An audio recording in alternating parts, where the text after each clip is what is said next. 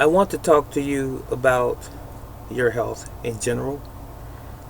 More specifically, even though it covers virtually most or all health conditions, and that is really your diet and your heart for the most part. Heart disease, heart attacks, and strokes. And I've comprised a list of approximately 15 food items that you should remove from your diet.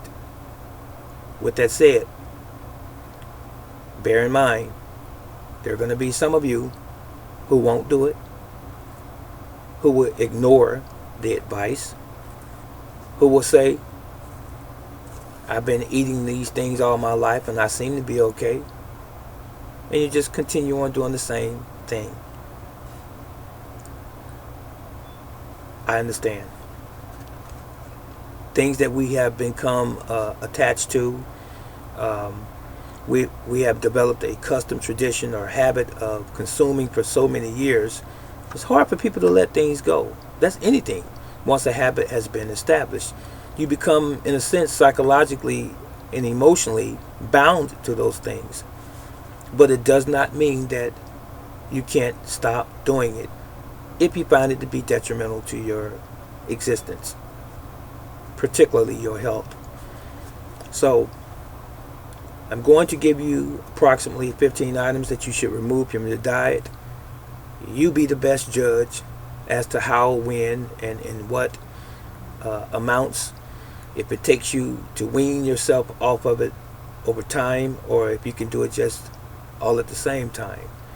Everyone is different. Number one is going to be restaurant soup. Restaurant soup is full of sodium, more sodium than the human body needs. We need to get rid of it. Number two is salt. Salt is essential in the human body in that we do need the iodide that is in salt. The table salt that we have become accustomed to using is white salt. That's bleached. And it only has two chemicals in it, or two minerals, sodium, chloride. And those two minerals alone are very harmful to the human body. So what I'm saying in essence is that you don't get the necessary or the proper type of salt in your diet. The white salt can never do it by itself because it's detrimental by itself. Understand this. Many minerals need other minerals to make them work efficiently in the human body. So sodium chloride in just the white table salt is missing 80 plus more minerals. So that is why I suggest to you to use Himalayan sea salt or Celtic salt, spelled Celtic, Celtic. Those two salts are natural. They're mined from the ocean and from several places in the world, and they contain 90 plus minerals, essential or necessary minerals to the human body. Now, if I just said that they are essential, what does that mean? You can't live without them. Now, you might be living as I'm speaking to you, but you have a lot of conditions going on in your body health-wise that are degrading, and you don't even know that it's contributed to the fact that you are deficient in certain minerals. And usually most of them. And you won't find most minerals in the vegetation that we buy or the produce that you buy at the grocery store. Some things have to be done in supplement form because we have stripped the soil in a lot of places throughout the United States and even the world. Okay? I just wanted to throw that footnote in there. So salt, make sure it's the right salt, but take white salt out of your diet if you want to live. Number 3, canned vegetables. If you're going to do vegetables, do them fresh, in this order: fresh, frozen, and canned goods absolutely last.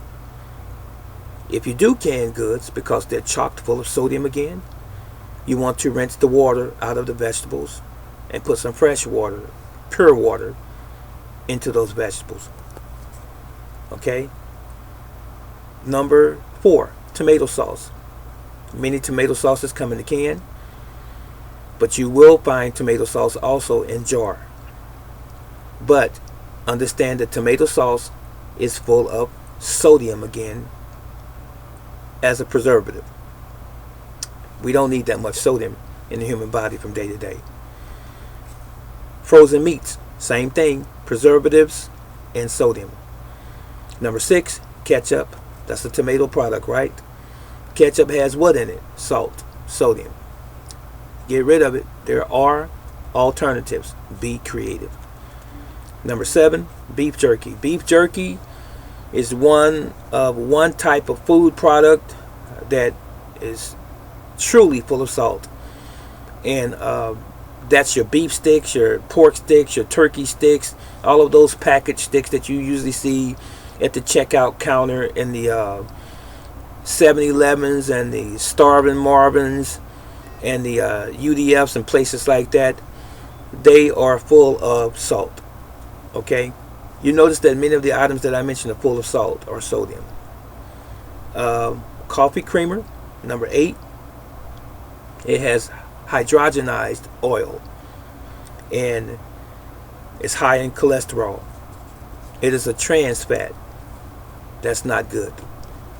If you're going to put cream in your coffee, it's best to almond milk, coconut milk, some other organic type of cream, but definitely not the powdered traditional kind, hydrogenized oil based.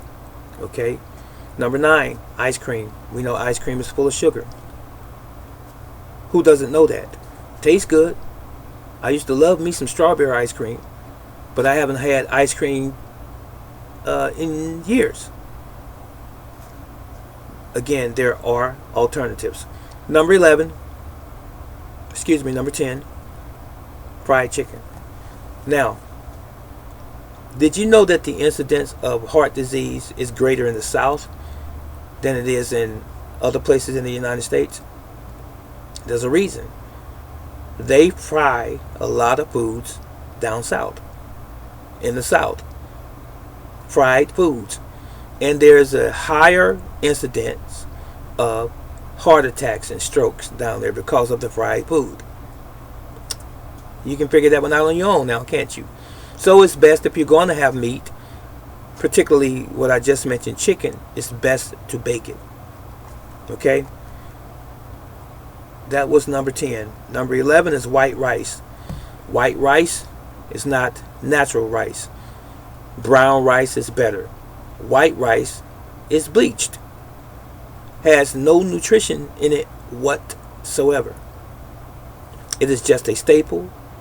It is just something that we have customarily used throughout our lives.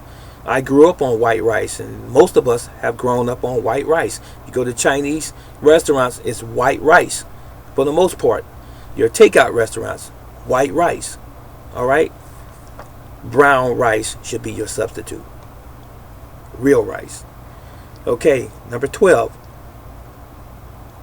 Bacon and sausage. Now I know that this is going to rub some people the wrong way, but they contain nitrates. Are there nitrates naturally occurring in the human body? Yes, there are. But we don't need these preservatives, because they are not good for us. They are very unstable in the body. So your bacon, your sausage, your link sausages, any of these types of breakfast foods, not good for you at all. And while I'm mentioning these, don't forget the Mets and the hot dogs. They contain nitrates as well as a preservative. You know, meat doesn't stay on the shelf very long, so they have to keep it on the shelf by preserving it. And what do they put in it? A lot of sodium. Okay? If you want a heart attack, that's your candidate right there, consuming those. All right. And here's one that's probably going to lead the list. And it's one of the most saturated fats in all of the foods that we eat and have been eating forever. And the one that I'm going to mention after it is in the same ballpark. That is none other than cheese. Did you know that when you eat cheese, you are asking, number one, for death? Cheese will kill you graveyard dead. We love the lasagna. We love the macaroni and cheese.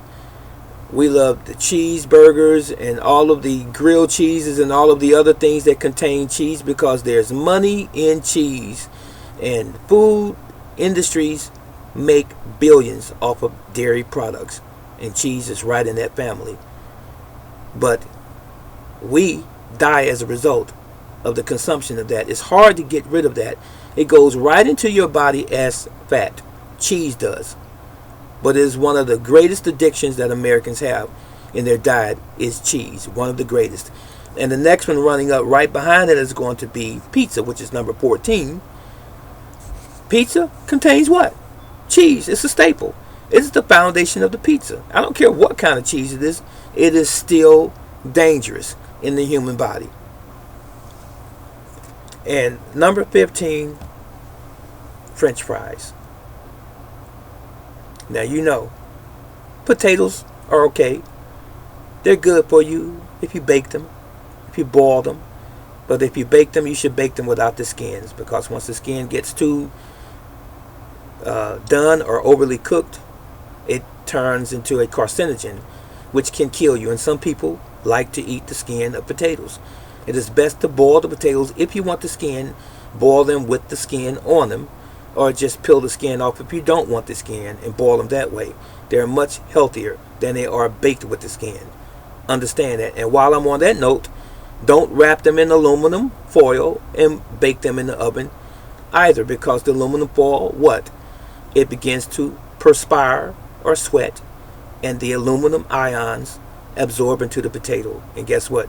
You will be consuming a heavy metal that causes Parkinson's, and it causes other forms of dementia, such as Alzheimer's. It does. Now, I've mentioned I got through all 15 of these items, and I'm so happy, because this is my third take at this, because I had customers come in while I was doing the video, and I'm glad that I made it this far.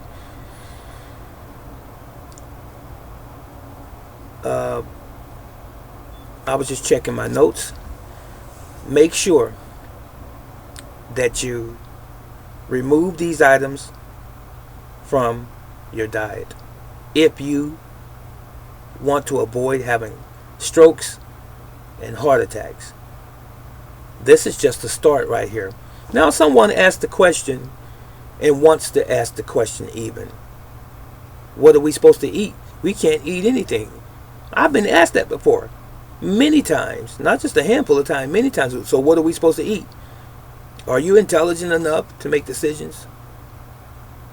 Then I guess you have to go on the journey. You need to start reading ingredients. But don't go too far from the garden. The majority of all of our diets should be overwhelmingly vegetation. Vegetables should be the number one thing. Vegetables, fruits, beans, legumes, and so forth, and your whole grains and meats should occupy the lesser of your diet. And by all means, make sure that you stay fully hydrated, fresh water. Even if you don't like water, make yourself drink water. The average human being loses about 2 liters of water per day. You must put minimally 2 liters of water back into your body. And while you're losing that water, you're also losing electrolytes, which is also consistent of minerals. Replace those minerals, not with mineral water. It's simply not going to do it. The minerals come from the food that you eat, the vegetables and the fruits. Okay? So those are your electrolytes. If you want an alkaline water, get you a glass of water, clean water, pure water. Squeeze a lemon, a lime, or both. Now your water's alkaline. It's that simple. It's not that complicated. Be blessed and stay healthy. If you have any further questions concerning this video or any other subject for that matter, or anything that you want me to address within reason, please leave it in the comment section below. Yahweh loves you, and I love you forever.